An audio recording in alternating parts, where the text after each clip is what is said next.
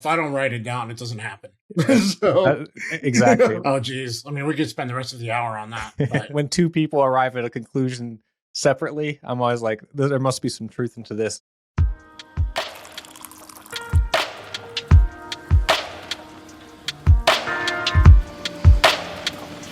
Welcome, everybody. This is Tuesday Morning Grind, episode number 67. And it is rare when you do a podcast that you get to speak to someone who has such a similar background as yourself, which makes the conversation just really easy.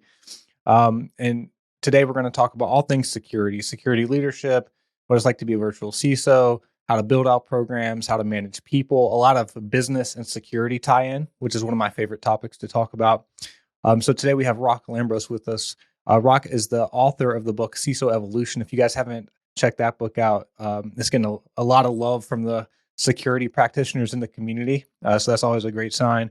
Rock also has his own business. He's the founder of RockCyber, where he does virtual CISO and security assessment work, and just a long-time security executive. So Rock, thanks so much for being here. thank you for having me. Appreciate it. Yeah. So how did you build your career in cybersecurity? Can you kind of just give us the background, how you got into security and fell in love with it? Yeah, so I actually came out of college being an Oracle developer and Oracle DBA, and then this is going to sound totally cliche, but 9/11 hit, and you know, maybe one of the few things I predicted right in my life was that hey, like this next battle space is going to be, yeah, we're still going to have the planes and guns, but it's going to be back in 2001, this relatively new thing called the internet. Mm-hmm. And so I started pivoting my career more towards database and data security, and then had the opportunity to work in some really great environments like eBay and consult for some different organizations, and then run a security operations center for the federal government. And just kind of came up through the ranks that way, definitely through the technical side. Yep. And then had the opportunity to build a few smaller security programs, and then finally, before starting consulting, at an oil and gas company here in downtown Denver that was later acquired by Marathon Petroleum. So after about 2 years of that integration work, I was trying to decide, hey, now what do I want to do when I grow up? And I've been wanting to throw my hat into the consulting ring for a while, like hanging my own shingle. Yep. Talked to my wife, and made the leap. And here we are now 3.5 years later, and so glad I did it. That's awesome. So you grew up, it sounds like, more in the technical side, but just from speaking to you and like reading the book, there's a lot of like more business related and leadership related lessons. When did you come to realize, or when did you gain the passion of, security isn't just the technical side of it. It's about communication and being able to articulate business risk and manage people and manage talent. Yeah. Like how did that, was that like a slow arrival or a slow conclusion that you gained over time, or did you have an epiphany moment? How did you get there?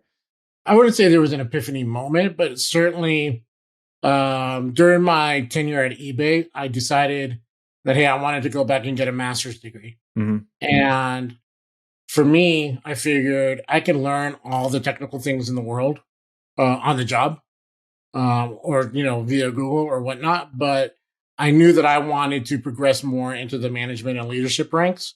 So I figured a more structured approach to learning, like all those business acumen topics that we talk about in the book, worked for me. And I'm not saying you need to get an MBA to be a good security leader or a good CISO, but there are definitely topics throughout most MBA programs that you need to understand to allow you to, like you just said, kind of connect to the business and be a business leader versus just a technical leader, and being able to align your programs accordingly. Mm-hmm. So, at eBay, they're awesome. They supported me through that journey, got my MBA, and then was able to, that obviously opened up a lot of opportunities for me on the leadership side that I may not have gotten if I didn't have it. Yep. Yeah, I think that's such an interesting thing about information security. And I always describe it to people. You can kind of tell that the discipline is still in its infancy because we're still discovering stuff like, hey, you need all these leadership and communication and business skills to be a great security practitioner. Whereas I think a lot of it's still kind of part of the ethos that you need to be very technical. I also, there's kind of two parts to the book for people who haven't read it. The first part of the book, some of the things I like about it are like talking about company valuations and financial models and stuff and how that impacts cybersecurity. And then part two, the part you contributed with, is talking about human capital management, business, cyber risk. And those are just such important topics when you think about being a leader in cybersecurity. You wrote something, and this is like straight out of my playbook, so I'm kind of laughing about it, is like translating cyber risk into business risk. Because sometimes there's like a bridge too far. People think about, hey, cybersecurity is about risk management, keeping the bad guys out, which it is. But if you can't translate that into, what's the value of the business? Why does the business care? Then sometimes those executives can't appreciate that. So can you talk a little bit about that? Like, what's the artistry in bridging those two topics? Oh, geez. I mean, we could spend the rest of the hour on that, but yeah. So cybersecurity is just like one line item of a long list of risks that the organization has to deal with, Mm-hmm. right? So it's the integration into enterprise risk management overall as a whole is key, right? So if you can start having those conversations at an elevated level within your organization, and your business leaders start to understand that, hey, you're not just the Department of No. You're not just there to tell the business that they can't do something. That you're truly there to grow the value of the business or help in cost reduction efforts or whatever the case may be. Then that allows you to, we clamor for that seat at the table. But those are the conversations that get you that seat at the table, that get you the invitation to the table, right? Mm-hmm. But to be able to do all of that, you have to understand your organization's business model and your organization's strategy, right? And we start talking about that, I think, literally page 30 of the book, like very early on, about how to do that through business model canvassing and understanding stakeholder streams and whatnot. So and then being able to I was going to expand on that. That's such a key thing to think about, because when you think cybersecurity, it's so easy to get caught up in those like granular level tasks you're doing. I'm managing a security operations center, I'm performing an audit, or whatever the thing you're doing is. If you think about it, if you zoom out, the business is choosing to invest in things for a reason. They're investing in marketing because they want, hopefully, to win more deals. They're investing in IT because reasons. Well, they're investing in cybersecurity for reasons. And a lot of it's risk management, but not all of it. But if you think about like an oil and gas company, there's conversations going on at the executive level that are very, very high level. There's macroeconomic conversations. There's currency conversion. Like, am I going to trade in the dollar or the peso, or what am I going to trade in? There's people turnover issues, because maybe 10% of their staff is turning over every year. So they're thinking about that. And one of those line items, among many, is cybersecurity. Right. And often that is a not very well understood line item outside of maybe the headlines or just some fear. And if you're an executive that can come to the table and say, look, based on our business model, we do this. And based on that unique business model, here are some of the unique risk attached to that for our survivability and for us to thrive, and based on what our competitors are doing. And like you mentioned, like the business canvas, where you like do some competitive analysis, business model analysis. But if you can speak in those terms, which you guys write a lot about in the book, then all of a sudden you get a seat at the table with those executives, because you're having an executive level conversation. You're not talking about X's and O's and zeros and ones. You're talking about the business landscape and how information security fits uniquely into that landscape. And that, to me, that's part of the journey. And I love that you guys touch on that. I mean, that's why we wrote the book, because we realized that there was a disconnect, right? We were at that time in 2020, and we were still, every conference you go to, there's entire tracks dedicated to, CISOs becoming business leaders, or CISOs connecting with the business, or aligning your cybersecurity program to the business, or executive leadership. And so we identified that, why is there still a problem? Mm-hmm. And, we broke it down into the three parts of the book, which is business acumen, communication and education, and then frankly leadership, right? And they all tie together. So, like you said, foundational business acumen. What's EBIT and EBITDA, and why do you care? Is your organization more capex focused or opex focused, and why do you care? As a security leader, so being able to tailor your conversations accordingly is key, right? To get that seat at the table that we keep talking about. Yeah, absolutely.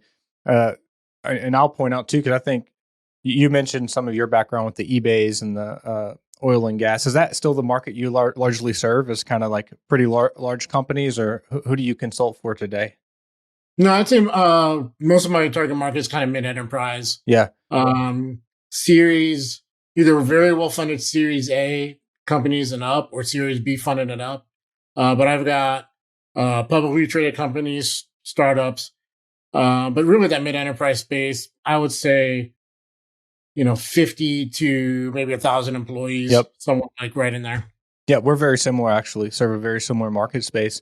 And one of the things that I think surprise a lot of people is just pretty much there's a use case for security no matter the stage of the company.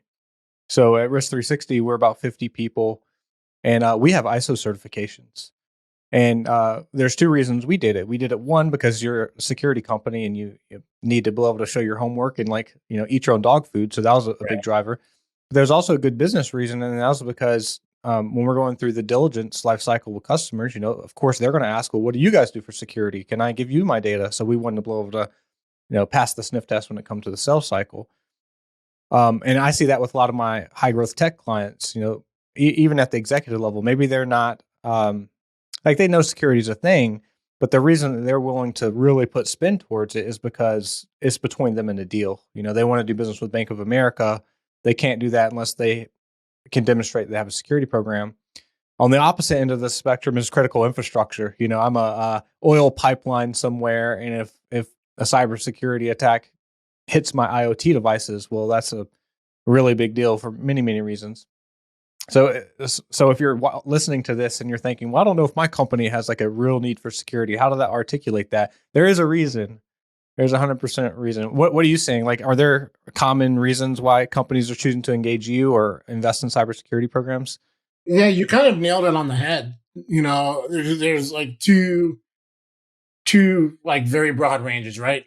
On one side of the equation, it's the reducing sales friction. And what I've seen, frankly, in the market, in the past 5 years, an ISO 27001 or a SOC 2 Yep. have gone from being kind of nice to haves to now being barriers of entry into the market, right? Particularly if you're in a high tech growth industry or a SaaS model type of industry or whatever. Yep.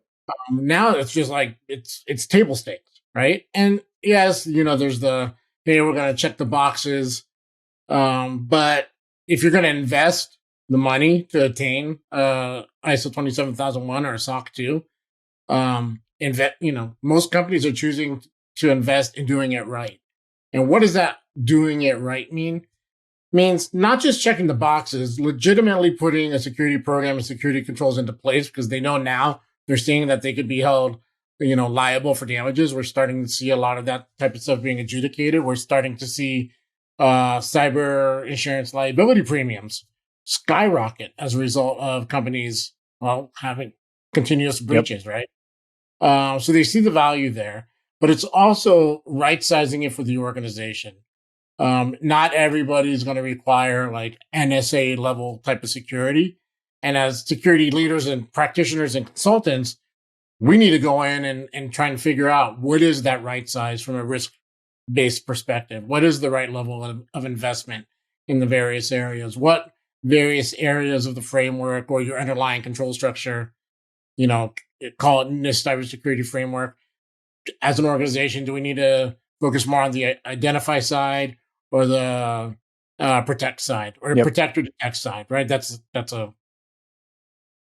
almost a jihad in our industry right now, right? So, being able to understand the context of the organization and that frame is key. And then on the other side of the equation is exactly what you said. Life and safety is at risk, from an operational technology or IoT perspective. critical services to the citizens, whether it be oil and gas pipeline, power grid, water, wastewater, or whatever the case might be. Right, that's becoming more and more table stakes, and the government is still trying to wrap their arms around how do we put in an effective framework or regulate these industries, or whatever the case may be, because outside of power, there's not really any regulation for. I mean, you could say the pipelines now because of the TSA directive, but even that's pretty light. There's very little oversight for water, and so we still got a lot of work to do. Yeah. On the critical infrastructure side. Yeah, it's such a weird thing because, I mean, in the news, you hear that pretty much everybody's talking about like the risk, especially with the Russia Ukraine thing going on, the risk of like critical infrastructure undergoing a cyber attack. And if you talk to anybody who's been in the industry, it seems like there's a lot of consensus that if someone wanted to do something pretty bad, they probably could. Like that stuff's not adequately protected. It's not foolproof. So someone could disrupt a power plant or something if they really wanted to. But there's, like you said, not super strong regulation around that or specifics around how you would go about doing that. But here we are in an environment. I did a presentation to my team yesterday where you have like Meta, like there's a metaverse being formed. You have crypto and all sorts of cool decentralized stuff happening there. You have IoT devices, and I think I read there's like 13 billion of them out there right now. So even in our most basic infrastructure, there's not regulations around that. But as a technological society, we are like, decades past that. So there's like almost no hope, at least in my mind, not to be cynical, that like the regulators are going to be in sync with like the realities of cybersecurity. No. So I always wonder, like, what's self-regulation in an environment like that can look like? I guess it's marketplace dynamics, like SOC 2 reports and stuff like that, like companies doing due diligence on each other. But you mentioned communications. That's something I struggle with. So we'll come into a company, we'll be on a vCISO gig, or I'll be talking to a friend or something in the security space. And probably the most common complaint I get is, I know all the stuff I need to be doing or have a pretty good sense, but I can't either convince executive team to allocate the spend on it, or I can't communicate to them in a way that will resonate. Do you have like some tips or things that you've seen work in terms of like communication, getting leadership on board with stuff, building out business cases that has worked for you? Kind of, we've had to become storytellers, Yeah. right? As security leaders to, I don't want to say craft stories because we're not like making up stories, but you've got to be able to understand your audience, being able to relate, whether it be your cybersecurity initiatives, being able to formulate it and kind of like in the form of a story. You can tie like a lot of the stuff that we do in the office to home and personal use, right? Security awareness training and anti-malware and stuff like that. And you can translate it to, stories around home use and protecting the family and stuff like that, that will resonate with executives. Part of it is understanding your audience, right? And, the data is the data, but the way you present the data and you talk about the data,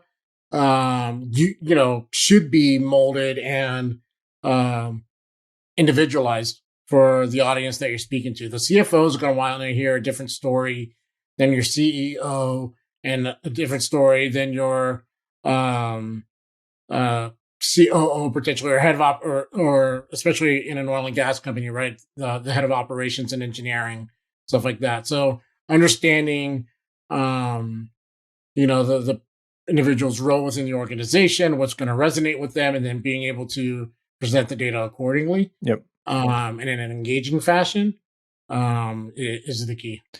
How strategic are you when you enter an organization to like inventory who you need to talk about and how you need to talk to them?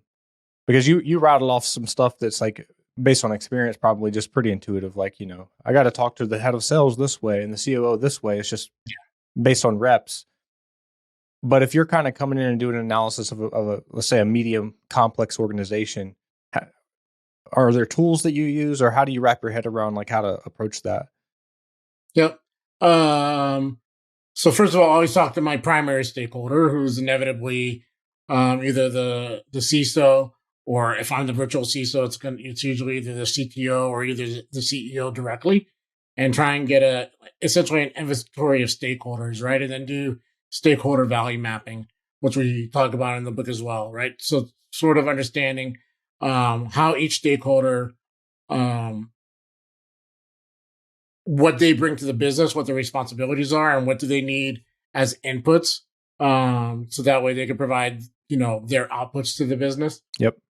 So start there, right? And then it's kind of like you start unpeeling the layers of the onion, or, going down different paths, if you will, because you may run into someone that says, "Oh, by the way, you need to go talk to Yep. someone in India who you're like didn't even hear about in the original conversations." And it's, I found situations where it's like, wait a second, been here a month and you're just telling me about that team that's Yep. outsourced in Eastern, in the Ukraine. Um, that would have been good to know ahead of time, right? So you start peeling back the layers of that onion. Um, and then, with everybody, it's like, okay, what, understanding what their primary initiatives are, what are their goals, um, what are they looking to achieve as part of like what you bring to the table from a security program perspective, or are you there to erase, the ghosts of Cecil's past, Yep. right? And have they had a bad taste or a bad experience with the prior security leader, or even with the current security organization that you have to start to work and navigate around? There are a lot of variables involved, and yeah, some of it's intuition, some of it's experience, but again, it kind of goes back to understanding the organization's business model, and from there you could start peeling things apart. Are you, I think sometimes, at least for me, it has in the past, earlier in my career especially, significantly underestimated the amount of work it takes to navigate an organization and understand who you need to talk to. So when you're doing this, and you mentioned stakeholder value map, inventory of stakeholders, is this literally a list, like a document you're creating, or is this a mental model? Oh no, if I don't write it down, it doesn't happen. Uh, So exactly. We do the exact same thing in our vCISO practice. One of the very first things we do is a vCISO inventory. And then you're writing down like, who are they? Who do they report to? What do they care about? What was their prior experiences? And when we have new staff join, new consultants on our team, they're always surprised by that step. And I'm like, no, we got to like plan a whole full day working session to go through this. And they're like, man, I just never thought about needing to do that. And a lot of the people who listen to this podcast are internal full-time security professionals, but I think there's an incredible amount of value, even if you're a GRC manager or something, even if you know kind of intuitively who you need to talk to and stuff, just writing that down.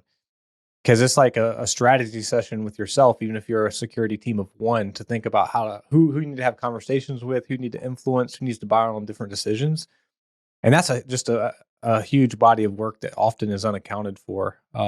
I told you I wrote that. I sent it right ahead of this podcast. I wrote that 5-part CISO series, and I was yep. reading your book, and I was like, man, it's like we wrote the same book. So it's just like when two people arrive at a conclusion separately, I'm always like, there must be some truth into this, and that's one of the things that really resonated. Yeah, and mind you, like, we're how far into our conversation right now, and we haven't talked about, got to look into the sim and see what's going right. Like, we haven't Yep. talked about any of that. Like, part of being a security leader is being able to kind of poke your head up above the clouds, Yeah. right? And being able to lead the organization as a whole, right? Because like going back to that storytelling, the CFO frankly does not care how many critical, high, and medium vulnerabilities you got floating around the network month over month, right? Your CEO should care about trends. Is it going up or down? Yep. Staying flat? Why, if it's staying flat, is that fine? Is it not fine? Why do I care? Right. And we get too just wrapped up into like our operational metrics. That's a hard thing. That's a hard pill to swallow sometimes from a career perspective. And I think CTOs and other technology oriented careers probably deal with the same thing. But a lot of times, the thing that you love that got you to where you are, like being a great technician, is a often completely different skill set than what you need to be a great leader. Then you get in on these soft skills and business and finances, and it's pretty much the same stuff that any executive is dealing with. But that can come as a surprise often, because if you look at any CISO job description on LinkedIn or something, it's really highlighting the frameworks you need, the expertise you need. But rarely does it say, well, you need to be a master in communication and putting together a budget and understanding business models. But those are all prerequisites to be an executive. Right. You wrote a lot about just managing people, like recruiting as a big piece of it, managing human capital. And we are in an industry that is virtually zero unemployment, maybe even negative unemployment. There's probably more jobs than there are people trying to get jobs, especially at certain seniority levels. Let's start with recruiting and leading people. Like, what are your thoughts there? How do organizations get top tier and keep top tier security professionals?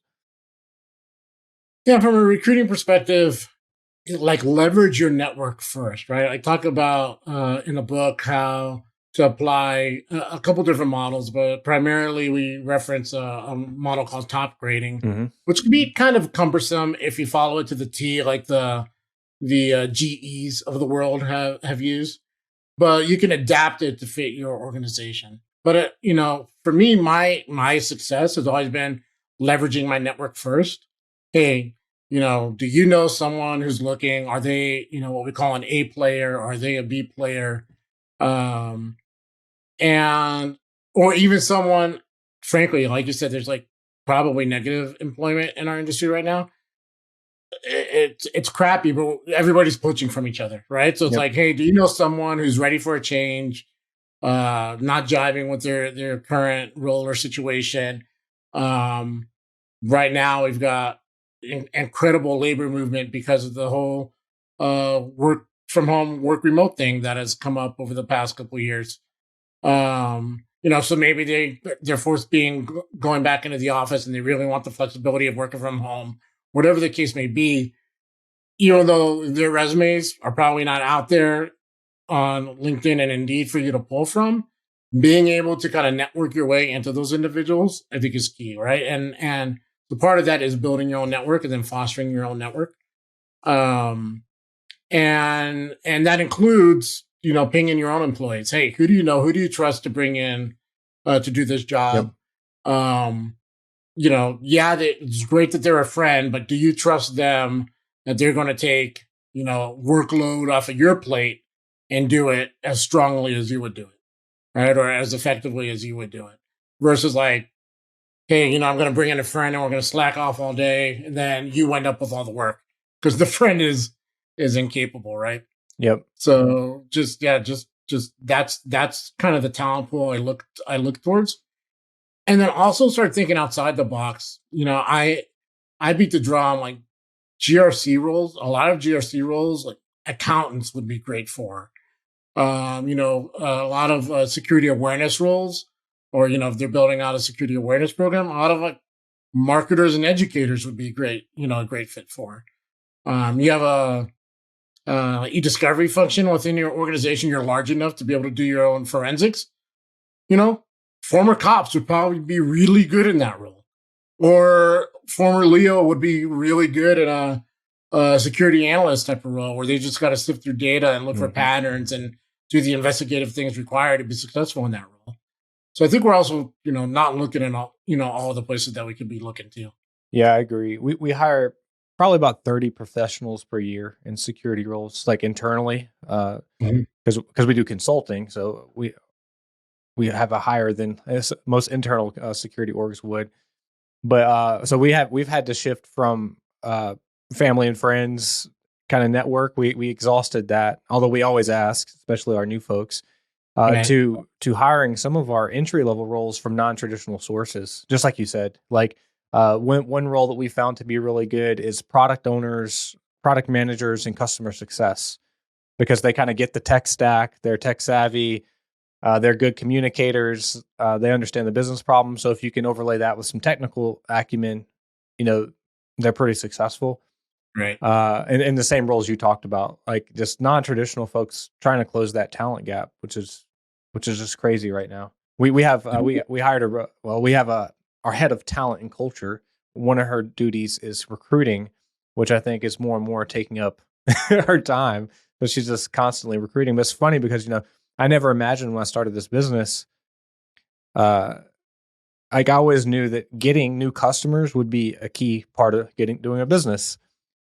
But what you don't see coming is, well, that becomes the easy part. And the hard parts now is like getting the talent, trying to recruit. So we're kind of in a multi-faced battle of acquiring clients, but also acquiring talent, which is turning out to be really the harder part. And we're competing against every other company out there that's trying to get top tier security talent. Trying to get talent. Yeah, absolutely. And for me, I've had pretty good success just leveraging subcontractors. So people who are looking for effectively side gigs, right? Side hustles. Yep. And I've been lucky, or maybe it's just it's more of a pattern that I wasn't expecting to see, is that they're just as dedicated in this quote unquote side hustle that as me hiring a full time employee, or I would expect of a full time employee. How they're managing that time, God, I wish I knew, but they're being effective, and that provides me with some flexibility to scale up and down, but also provides them with some flexibility. It's well, I think it's a sign of the times. Like we are migrating more and more to a gig economy, Yep. And we've been seeing that over the past decade, and I think we're starting to see that a little bit in cybersecurity. I read there was an article in the Wall Street Journal probably about 6 months ago now or so, where it was talking about people actually taking on multiple full-time gigs, working remotely, but they are able to balance 3 or 4 full-time gigs. And literally, I don't recommend this, but this is just a sign of like where things are going. They may be on 2, 3 conference calls at the same time, or listening in on one, actively participating in the other, and being able to balance these roles and making 7 figures a year. And I'm like, God, first of all, I don't want that level of stress, but B, there are absolutely those individuals out there that will do that. Yep. And then we can talk about the cybersecurity risk of someone having 2 jobs totally, on the same endpoint, because it's a BYOD device. Yeah. But yeah, absolutely right. Like this whole gig economy has changed everything. And then you add on, even before the pandemic, they were talking about the gig economy. Then you hit pandemic when everyone's also working from home. And then you add on 15% inflation where people feel they need an extra side gig. There's all sorts of opportunities. Do you think there's things that companies can do to like stand out or be uniquely attractive to security professionals? Like it's not the same old gig everyone else is offering. Is there any like special things people can do? I don't know about special, but I mean, you've got to treat individuals as humans, right? Like as humans, we have lives. We have lives outside of the office. We have kids to take care of, parents to take care of, doctor's appointments to run to, school functions to run to. So as long as you can treat people as adults and understand that, hey, the work will get done. As long as, first of all, you have to build that level of trust with your team, right? Like, hey, the work's got to be done by Friday. I don't care how and when you get it done. It's got to get done by Friday. So, and let them manage, the 24 hours in their day accordingly. I think people are valuing that type of flexibility more and more, even so than necessarily the dollar amount on their paycheck. Yeah. Now, given the inflationary period that we're in right now, we may start seeing a shift the other way. But, I think people are starting to value that flexibility of their time and independence more than, maybe I could shave off a couple grand a year on a paycheck for another opportunity that would have had me tethered to a desk and, asking my manager every time I could take 3 hours off for a doctor's appointment, right? Like, yep. I told Jess on our team, I was like, it's not even a or thing. Like, can I do this or this? It's like an and thing. Like, there's really nothing we have to do everything. You have to pay really well. You have to offer great benefits. From a work perspective, we're hybrid. So if you're in Atlanta, you can come into the office. We have a nice office, or you can work from home sometimes. So it's like it's such a employee marketplace where they can demand the terms that you just got to do everything. You got to treat people well. You got to offer them great benefits, which as an employer, it makes it difficult. It's very challenging.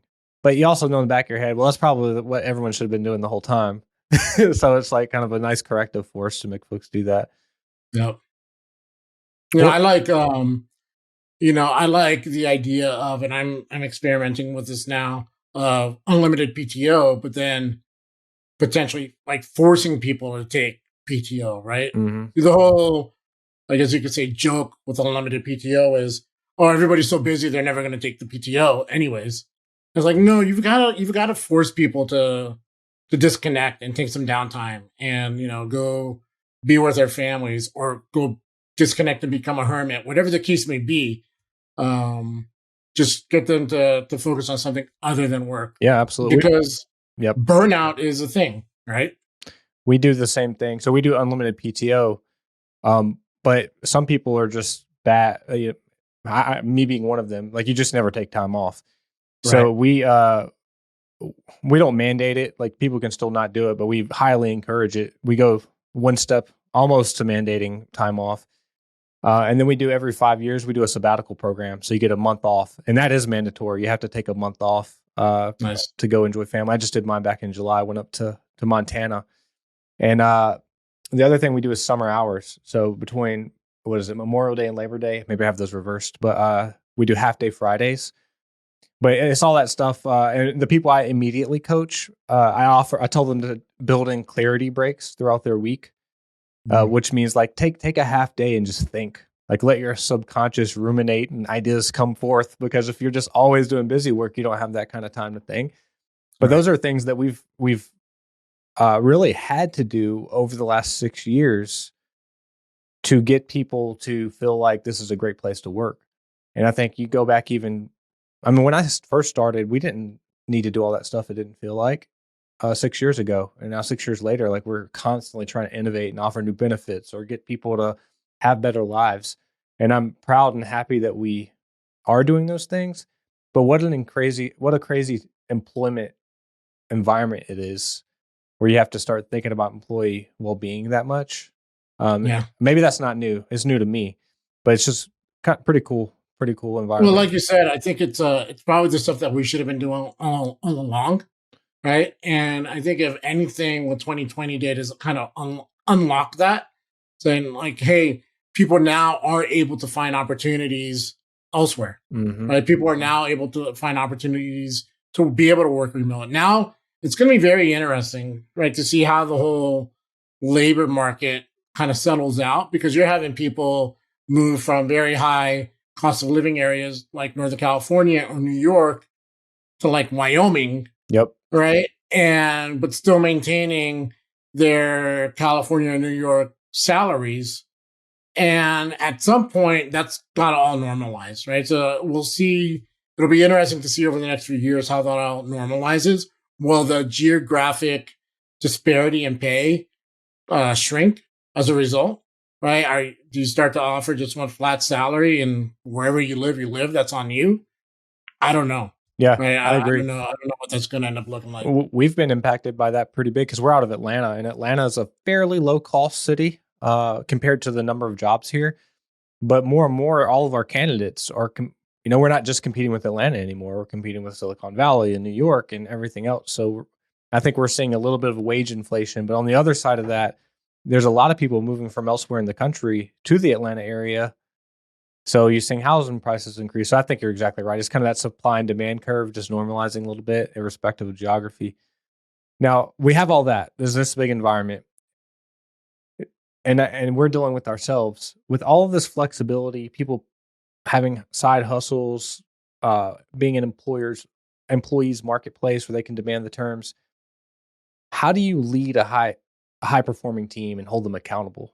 Like as a manager, how do you still get everything you need out of them, given all of that flexibility and freedom? Are there techniques you've seen there? Yeah, I mean, you've still got just because they have flexibility does not mean that they don't have performance metrics that they have to hit, right? Does not mean that you like give up on your performance management process.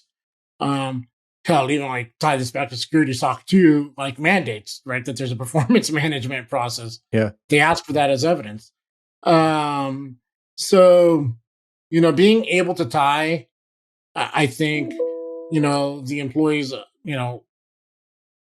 personal and professional development objectives to your organizational objectives, and being able to show them a path of how directly connect the dots of what they're doing in our world benefits both their client and why. Like this isn't just another engagement, but why it benefits the client, but then why it benefits the organization as a whole, right? And if you could pull them along that story, and I don't mean story as like a fabrication, I mean Just let them know. storytelling, Yeah. right? I think you've got engaged employees, right? You've got uh, people who are gung ho. They want to help. Before you know it, they're asking for, in my experience, asking for other ways that they can help. Right? Are there any off on the bench type of activities that they can help with while they're actively out working with a client? I see that they start getting engaged, and the success of the company. They're committed to the success of the organization, not just from a financial perspective, but from a growth perspective. Yep. Have you seen, um, again, this is like one of these new challenges with the modern workforce where people, because they're not physically there and they're always remote and they're not even necessarily physically with their team, they don't necessarily feel as tied or bought into the organization's mission, Like maybe they don't care as much about the success of the organization. So tying their own performance to the success of that organization just isn't as high of it's not going to drive behavior maybe like it used to. And that kind of comes back to your communication and explaining the why behind things. But have you seen with the teams that you're managing, and I'm sure as a consultant too, you have to influence a lot more than you have authority over. Are there things that you're doing to like help people get excited about, helping the business? Yeah. So I try and tie the story to. That's a great question, because I try and tie the story to, hey, do you feel like we talk about some of these symptoms in the book. Do you feel like you're burned out? Do you feel like that you're constantly underfunded? Do you feel like you're constantly getting the run around by the business? Well, let's figure out the why behind that, and then let's go fix it, right? And by fixing it, then all of a sudden, oh, your programs and initiatives are getting funded. Oh, when you reach out to, the head of marketing to talk about how they're managing GDPR requirements on a new outbound marketing initiative, they'll take the phone call, right? Yeah. So, and it comes back to understanding the business model, understanding your stakeholders, um, tie it back to what we were talking about at the top of the conversation. Yeah. One of the things we do is we initiated a weekly lunch and learn just because we have a fairly hybrid in terms of number of people that aren't in Atlanta and number of people who are. And if you offer free food, if you're around Atlanta, typically that's the people choose to come in. So we did this lunch and learn thing where every Thursday, so anybody can present, and we just fill up the schedule 52 weeks a year. And pretty much I've made it my mission every time that it's my turn to speak, or if I can, I just talk about like the why. Why are we doing things? Why? So it'll be like, how does what you do support Risk 360's revenue? Or why do you have a job? Like what's going on macroeconomically that security suddenly matters? Right. I recently did one I touched a little bit on what's going on in Ukraine and Russia and the nature of cyber conflict and how that's impacting the world. I say all that to say, you see all these headlines where people want this mission and this purpose, especially the modern workforce. Like they want to be tied to something they feel that matters. Yes. And if you can't tie a security operations center's looking at logs all day and flagging incidents, or the GRC personnel who has to go do SOC 2 and ISO and FedRAMP and everything else, back to some greater purpose or mission, either it's supporting the business or it's defending against the bad guys or it's part of some greater trend, It's really demotivating. But I know whenever I give those lunch and learns, I can just kind of like do a little sanity check afterwards and get a pulse of how everyone's feeling.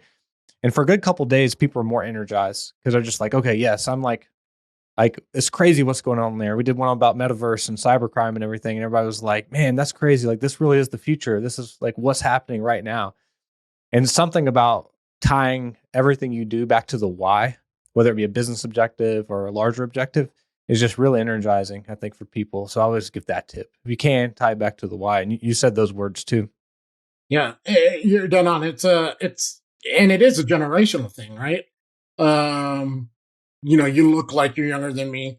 I'm a Gen Xer, but like I think Gen Xers and quote unquote boomers, um, baby boomers, they're just used to kind of a more tell me what to do and I'll do it. Right, I'll put my head down and do it. Yep. But you're absolutely right. Like the millennials, and then I see it in my niece's generation, Gen Z. Like they really do want to understand the why. Like, why am I doing this? Why should I bother? Um, the teenage angst of why should I bother? But why am I doing this? How's this helping the mission? How am I contributing to the team? Why is what I'm doing matters? And that is the key, like you said, at connecting it to the why. Yep. I'm a millennial, so I naturally appreciated that. But seeing it getting pointed out is interesting. But we're hiring a lot of people who are 20 years old, or I guess that's Z at this point. Yes. And one of the phenomena that I'm witnessing and I've seen written about is that just job hopping. It seems like a long time ago people would stay somewhere 10 or 20 years, whereas now, and I can say this for myself too, like 2 years, 3 years is considered not a bad tenure. Like they put in 3 years, that's pretty good. And as a consulting firm, where our folks basically they put in 2 years here, they can go anywhere they want. They have all the context to do that. So how do you get people to stay? And one of the ways you do that is you give them a mission, and then if they feel like they want to be part of that mission and that journey, they hang around for it. But then the downside of jumping around all the time is sometimes, like, to really get good at something and become a craftsman and to develop a passion, like maybe you're interested in cybersecurity, but for it to become a true passion, you kind of got to hang out there for a while. You got to put in 10 years to really understand the whole breadth of it and the business case behind it and all the things you need to know around communication and just get the reps. So I'll be interested to see like how the job hopping generation develops the expertise you need to love something. At least that was my experience. I didn't love anything until like I got deep into it, and I was like, man, I really like the cybersecurity stuff. I know enough about it to understand the nuance. Right. I think you're dead on. Like the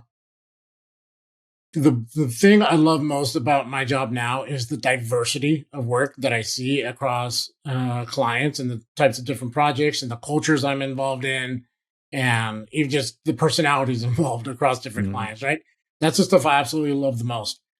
Would I be um, effective at navigating all of that now if I didn't have the 20 plus years of experience under my belt in industry?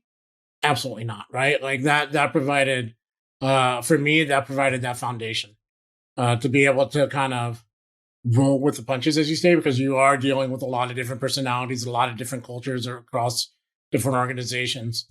Um, yeah, and it is going to be interesting to see now, like where we do have the gig economy and the job hoppers coming up. How do they, when your experience is as fragmented as that, how do they kind of collectively combine their experience to be able to be, quote unquote expert Yeah, down the road, right? You talk about the 10,000, yeah. The whatever Malcolm, reps the or Malcolm hours Gladwell thing. Yeah, or whatever, right? That you need to become an expert.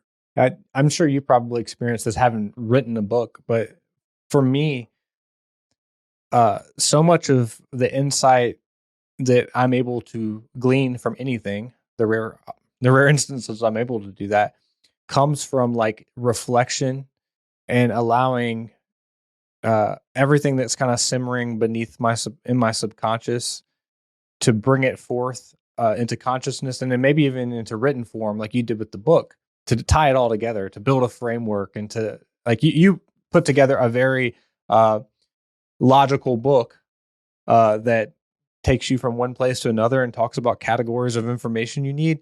But you can't underestimate the like number of reps and the amount of thinking you need to be able to make something so complicated seem simple.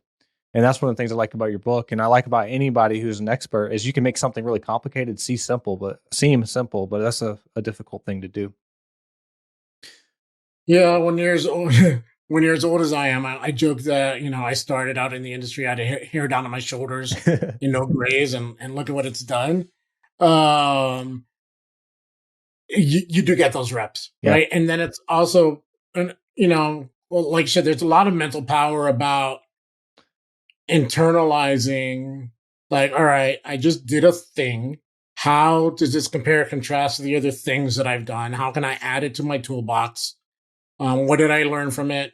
What went well? What didn't do well?